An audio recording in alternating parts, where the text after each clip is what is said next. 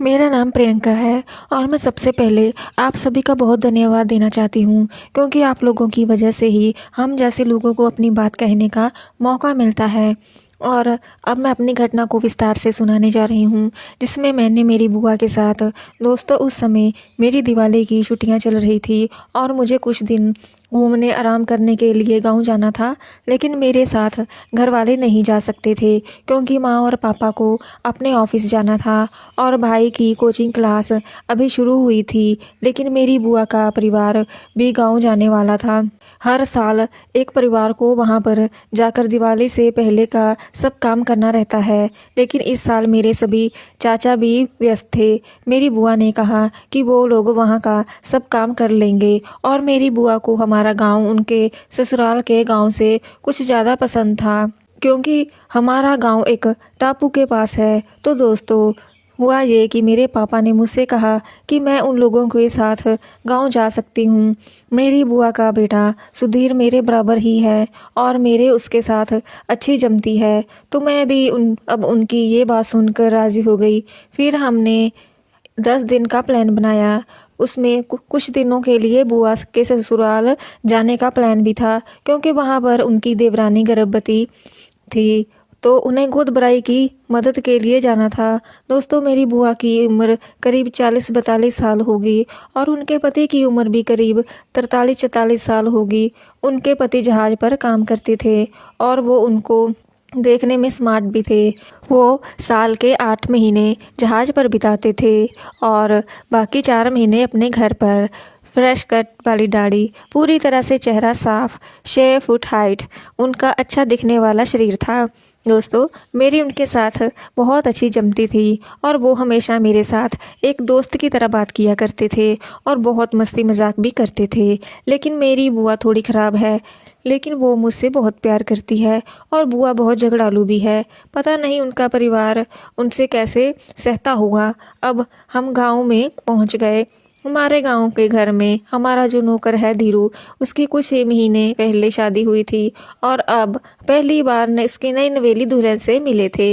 वो बहुत सुंदर थी और वो करीब 22-23 साल की थी। वो दोनों अपने क्वार्टर में रहते थे और उनका क्वार्टर हमारे घर के पीछे की तरफ था। उसके लिए एक दरवाज़ा घर के अंदर से यानी हमारे किचन से था और दूसरा दरवाज़ा बाहर से था।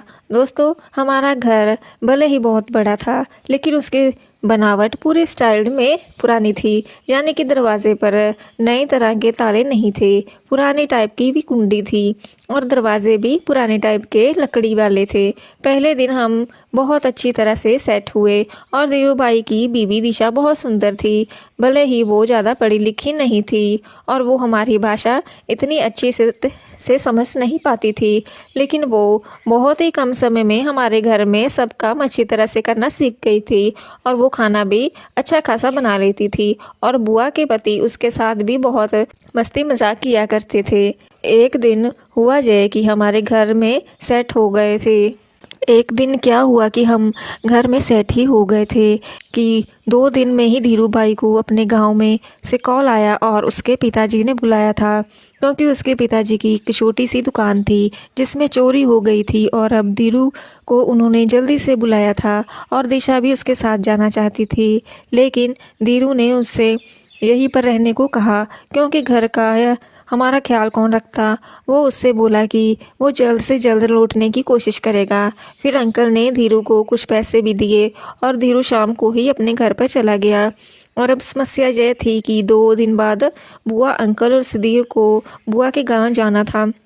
उसकी देवरानी की गोद भराई के लिए उनका प्लान यह था कि मैं धीरू और दिशा के साथ घर पर ही रुकने वाली थी, लेकिन अब धीरू वहाँ पर नहीं था, इसलिए सिर्फ वो हम दोनों पर पूरा घर छोड़ने नहीं जा सकते थे।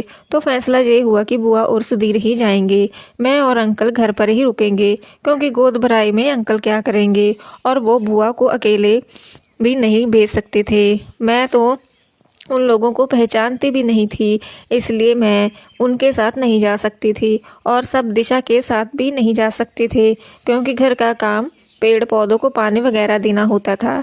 इसलिए हमारे साथ एक मर्द रुके। इसलिए अंकल वहीं पर रुक गए थे। वह लोग वैसे भी सिर्फ 2 रातों के लिए गए थे, तो हमारा पहला दिन बहुत अच्छा गया। लेकिन मैं गौर कर रही थी कि अंकल दिशा के साथ कुछ ज़्यादा ही मस्ती मजाक किया करते थे और दिशा भी उसके साथ बात करके वक्त बिताते बहुत शर्माती। अब रात हुई और हमने खाना खा लिया और 10 बजे दिशा अपना सारा काम ख़त्म करके सोने के लिए चली गई। हमेशा अंकल और सुधीर हाल में सोते थे और बुआ और मैं अंदर। आज भी हम वैसे ही सोए और मैं अकेली अंदर और अंकल अकेले हॉल में और दिशा अपने क्वार्टर में सो गई। मुझे उस रात नींद नहीं आ रही थी और मैं बस बिस्तर पर करवटें बदलती रहती थी। रात को करीब 11:30 बजे मुझे प्यास लगी तो मैं अपने कमरे से बाहर आई। मैंने देखा कि अंकल अपने बिस्तर पर नहीं हैं। मैं जब किचन से आई तो मुझे किचन के अंधेरे के पास क्वार्टर्स में बंद दरवाजे के अंदर से लाइट चालू दिखी और अंदर से हल्की सी बातों की आवाज़ आ रही थी। मैंने किचन की लाइट को चालू किया और पानी पीने लगी और अब अचानक अंदर से आने वाली आवाज़ें बंद हो गई। मैंने लाइट को बंद किया और बाथरूम में चली गई और मैंने बाथरूम से बाहर आने के बाद देखा तो अंकल हॉल में अपने बिस्तर पर लेटे हुए थे। अब उन्होंने मुझे भी देख लिया था तो मैंने उनसे पूछा कि आप कहाँ गए थे। उन्होंने कहा कि मैं सिगरेट पीने बाहर गया था। क्यों, तुम अभी तक नहीं सोई? तो मैंने कहा कि मुझे अंदर नींद नहीं आ रही है। तो उन्होंने कहा कि अरे तुम भी बाहर आकर सो जाओ। फिर मैंने अपनी चादर उठाई और बाहर अंकल के पास आकर सो गई और अंकल के साथ कुछ देर बातें करने के बाद मुझे नींद आ गई। उस रात मैं फिर से नहीं जागी। दूसरे दिन सब कुछ ठीक ठाक था और पूरा दिन कुछ खास नहीं था, लेकिन अंकल और दिशा की मस्ती आज भी जोरों से चल रही थी। फिर रात को हमेशा की तरह दिशा ने 10 बजे अपना काम पूरा किया और सोने चली गई और आज भी अंकल के पास लेट गई मैं। लेकिन मैं अंकल के साथ कुछ देर बातें करने के बाद सो गई। फिर रात को अचानक से मेरी आंख खुली तो मैंने देखा कि अंकल मेरे पास नहीं थे और वो आसपास भी नहीं थे। मैंने जब घड़ी में देखा तो 1 बज रहा था और दरवाजे भी कुंडी भी अंदर से लगी हुई थी और अब मेरी नींद पूरी तरह से भाग गई थी। मैं किचन की तरफ गई तो मैंने देखा कि आज भी उस क्वार्टर की लाइट अंदर से चल रही थी और अंदर 0 बल्ब भी चल रहा था। मैं दरवाजे के पास गई और मैंने उसे धक्का देना चाहा तो दरवाजे के अंदर की कुंडी लगी हुई थी। फिर मैंने दरवाजे पर अपना एक कान लगाया तो अंदर से कुछ अजीब सी आवाज़ें आ रही थी। बस पंखे की आवाज़ आ रही थी। फिर मैं खिड़की की तरफ गई और खिड़की को धक्का दिया तो थोड़ी सी खिड़की खुल गई और मैंने अंदर देखा तो दिशा चटाई पर पीठ पर बल लेटी हुई थी। उसके बाल खुले हुए थे और उसने गाउन पहनकर रखा हुआ था और उसकी दोनों आंखें बंद थी। अंकल भी दिशा के बगल में थे। मैं सोच में पड़ गई कि अंकल जहाँ क्या कर रहे हैं। अब मैं वैसे ही खड़ी रही और देखने लगी कि अंकल लोग क्या कर रहे हैं। फिर मैंने जो देखा उसे देखकर मैं दंग रह गई। अंकल दिशा के साथ। फिर कुछ देर बाद दिशा उनको रूम में बस और नहीं करो कहने लगी। मैंने उनके चेहरे की तरफ देखा तो वो मुझे देख रहे थे। मैं जल्दी से नीचे झुक गई और छुप गई। अब मैंने जल्दी से पीछे का दरवाज़ा बंद कर दिया और बिस्तर पर दौड़ कर लेट गई और सोने का नाटक करने लगी। फिर अंकल मेरे अंदर आने के बाद बहुत देर बाद आए, लेकिन अभी भी मुझे नींद नहीं आ रही थी। मेरी छाती अभी भी ज़ोर ज़ोर से धड़क रही थी। फिर अंकल ने मुझे आवाज़ दी, लेकिन मैंने कोई जवाब नहीं दिया क्योंकि मैं सोने का नाटक कर रही थी। फिर अंकल लेट गए मेरे पास में आकर मेरी तरफ बहुत ही ध्यान से देखने लगे क्योंकि उन्हें पता चल चुका था कि मैं सोने का नाटक कर रही हूँ। उन्होंने आप वापस मुझे आवाज़ दी, लेकिन अब मैंने कोई भी जवाब नहीं दिया तो उन्होंने सोते हुए मुझ पर अपना हाथ रख दिया। फिर मैंने उनका हाथ अपने ऊपर से हटा दिया और वहाँ से हटकर दूर से सो गई। उन्होंने मुझे ऐसा ही करने रहने दिया और वापस हाथ नहीं लगाया और अब मुझे कुछ देर बाद नींद आ गई। सुबह अंकल बिल्कुल अजीब सा व्यवहार कर रहे थे। वो मुझे हर बात पर घूरते या देखने के लिए क्या मैं उनकी तरफ अपना व्यवहार बदला है। मैं उनको दिन देखा करने की कोशिश कर रही थी, लेकिन जब भी वो मिलते तो मैं उनसे अच्छी तरह से बात करती थी, जैसे कि मैंने कुछ नहीं देखा हो, लेकिन दिशा मेरे साथ बिल्कुल पहले जैसी थी। शायद वो ये सब नहीं जानती थी कि मैंने उन दोनों को देखा है। वो बस अंकल के आसपास थोड़ी शांत रहती थी। उस दिन शाम को बुआ और सुधीर लौट आए। सब कुछ ठीक ठाक था। क्योंकि मैंने अब तक बुआ को कुछ नहीं बताया था। अंकल मुझे बार बार देख रहे थे और जैसे ही मैं बुआ के साथ अकेली रहती तो वो बीच में आ जाते थे ताकि मैं उनको कुछ बता ना सकूं। और उस रात अंकल ने एक चाल चली ताकि मैं बुआ के साथ ना सो सकूं। उन्होंने कहा कि आज हम बरामदे में सोते हैं, ताज़ा खुली हवा। और लेकिन बुआ ने साफ मना कर दिया। लेकिन मैं और सुधीर राजी हो गए थे और हम तीनों रात को बाहर सो गए। सुधीर मेरे और अंकल के बीच में सोया हुआ था। अंकल बार बार उठकर मुझे देखते और मैं सोने का नाटक करती रही और फिर आखिर में मुझे नींद आ गई। उसके बाद अंकल सोए या दिशा के पास गए, मुझे नहीं पता। दूसरे दिन अंकल मेरे साथ जब भी अकेले बैठ रहे तो कोई ना कोई बहाना बनाकर वहाँ से मैं चली जाती। उन्होंने शायद इस बात पर गौर किया कि उस रात भी हम बाहर सोने वाले थे। सुधीर जल्दी से सो गया और मैं कुछ देर बुआ के साथ बात कर रही थी। अंकल बार बार रूम के आसपास घूमते रहे। सुधीर कल की तरह बीच में सो गया था तो मैं किनारे में सोई हुई थी और अब अंकल बैठकर सिगरेट पी रहे थे। कुछ देर बाद वो उठकर कहीं चले गए और वो जब कुछ देर तक बाहर से नहीं आए तब मैं समझ गई कि वो दिशा के रूम में होंगे।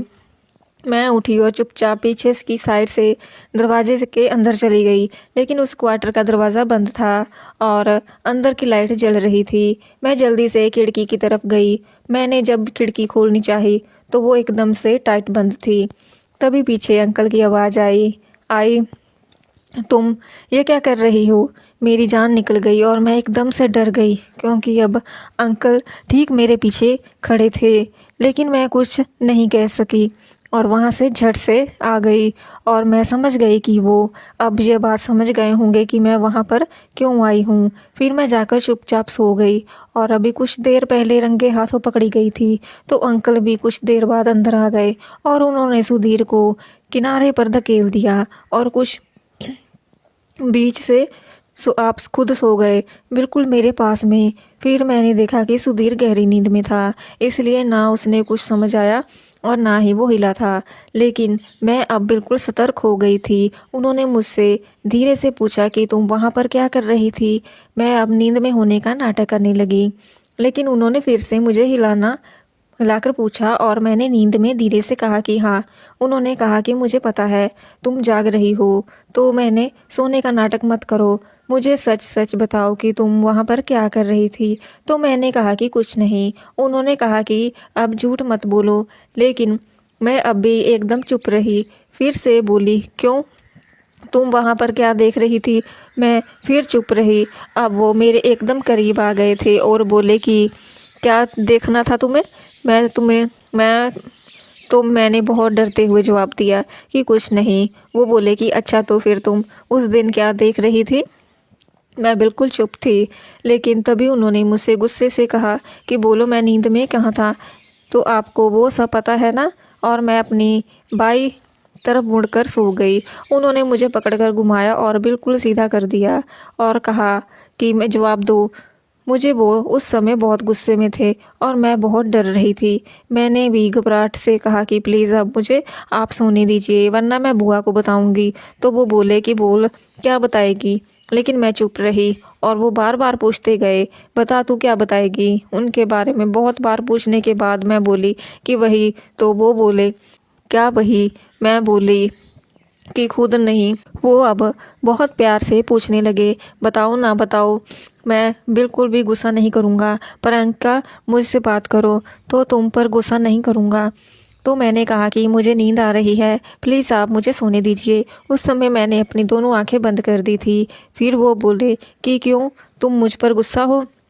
मैं चुप रही। वो बोले कि क्या तुम अपने अंकल से ऐसे बात करोगी? यह बात कहकर तो मेरे एकदम करीब आ गए और मेरे मुंह को हिलाने लगे ताकि मैं आंख खोलकर बोले कि आंखें खोलो संजू। लेकिन मैंने आंख बंद कर रखी थी और अब वो अपना चेहरा मेरे चेहरे से एकदम करीब लाए और वो अपनी नाक को मेरी नाक पे रगड़ने लगे। हमारी बातें एकदम से धीमी आवाज़ में हो रही थी। सुधीर नींद में बहुत मस्त था और उसे हमारी बातों का कुछ भी पता नहीं था। फिर वो बोले कि तुम क्या मुझ पर गुस्सा हो संजू? प्लीज़ आंखें खोलो और मुझसे बात करो, तुम्हारे प्यारे अंकल से बात करो। अब वो कुछ देर तक मेरे करीब आ गए थे, मेरे जवाब के लिए रुके रहे, लेकिन मैं जब कुछ बोली नहीं। मैंने नींद में कहा कि अंकल प्लीज़ अंकल ऐसा मत करो। वो बोले कि क्या हुआ, क्या तुम्हें पसंद नहीं है बेटा? मैं बस तुम्हारा प्यार कर रहा हूँ। फिर अचानक से मेरे मुंह से निकल गया कि बुआ को पता चल जाएगा। फिर वो मुझसे पूछने लगे कि क्या पता चल जाएगा संजू? लेकिन मैंने कुछ नहीं कहा और बिल्कुल चुप रही। और वो फिर से पूछने लगे कि बोलो क्या पता चल जाएगा? तो मैंने कहा कि आप क्या करते हो? झट से वो बोले हाँ बोलो ना, मैं क्या करता हूँ? मैं बस तुमसे प्यार कर रहा हूँ। दोस्तों मैं अब कसमसाने लगी और वो अरे बेटा कहकर मुझे फिर से करने लगे और मुझ पर वो अपने आप को उनके सुधीर जोर से चीखने लगा। और अंकल ने उससे कहा कि अंदर जाकर सोना और बाहर बहुत ठंड है ना। तो उन्होंने उसका बिस्तर उठाने में मदद की और अंदर कमरे में रख कर आए और उन्होंने बाहर से दरवाज़ा बंद कर दिया और अब उनके लिए पूरी जगह खुली थी। मैंने जल्दी से अपने आप को सर से नीचे तक एक चादर में ढक लिया और अपनी बाई ओर मुड़कर सोने का नाटक करने लगी। अंकल कुछ देर तक वहीं खड़े रहे और फिर मेरे पास में आकर लेट गए। फिर कुछ देर बाद वो मेरी चादर को खींचने लगे। मेरी चादर को कसकर पकड़ा हुआ था। उन्होंने मुझे पीछे से पकड़ लिया और कहा अरे मेरी जानू बेटा क्या हुआ, तुम इतना गुस्सा क्यों करोगी? चलो मैं कुछ नहीं करूँगा। अब भी मैं वैसे ही रही और फिर मुझे गुदगुदी होने लगी। तो मैंने कहा कि सोने दीजिए ना अंकल, वरना बुआ तो को बताऊंगी। वो बोले अरे तुम कब से धमकी दिए जा रही हो? चलो बताओ क्या बताओगी बुआ को? फिर उन्होंने ज़ोर से मेरी चादर खींची और अपने पास रख ली। मैं एकदम से चादर ओढ़ रही थी, तभी उन्होंने मुझे फिर से झपट लिया और मेरा मुंह ज़बरदस्ती उनकी तरफ कर लिया। तो वो ज़ोर से हंसने लगे और मुझे ज़िद्दी कहने लगे। मैं अभी भी अपने पेट के बल ज़मीन पर लेटी हुई थी और अब उन्होंने मुझसे अपनी तरफ खींचना चाहा, लेकिन मैं नहीं हिली। मैंने नींद में होने का नाटक करके कहा कि मुझे सोना है। तो वो कहने लगे कि ठीक है तुम सो जाओ, मैं भी अब तुम्हें तंग नहीं करूँगा। फिर जब हम ऐसे ही लेटे रहे तो मेरी आँख लगने लगी। अब मैं नींद में होने जैसी पड़ी थी। वो मेरे साथ क्या करने वाले थे? उन्होंने दरवाज़ा बंद कर लिया क्योंकि उन्हें डर था कि कोई आ जाएगा। हम बाहर थे तो दरवाज़ा बाहर से बंद था और हमें आसपास देखने वाला कोई नहीं था। और अब एकदम जोश में आ गए। फिर उन्होंने मेरी आंखें अभी भी बंद थी और अब वो बोले कि बुआ को क्या बताएगी संजू, अंकल ने क्या किया? अब मैं अपनी बाईं ओर मुड़ गई और उन्होंने अपने कपड़े पहन लिए। हम दोनों ने अपने ऊपर एक चादर डाल ली और कहने लगे कि क्यों, तुम्हें तो मैं बच्ची समझता था, तुम तो बहुत बड़ी हो गई हो। क्यों? मैं सच कह रहा हूँ ना। मैं बिल्कुल चुप रही और अरे मेरी बेटी कहकर उन्होंने मेरा मुंह पकड़कर एक फ्रेंच किया और कहा कि सो जाओ। दोस्तों अब मैं बहुत थक गई थी और अब मैं क्या होना था, मैं भी सो गई। फिर दूसरे दिन अंकल ने बिंदास हो गए क्योंकि वो घर में एक कुंवारी लड़की और एक शादीशुदा औरत को कर चुके थे और कोई किसी को भी यह बात बताएगा भी नहीं था, इसलिए वो एकदम बिंदास हो गए थे।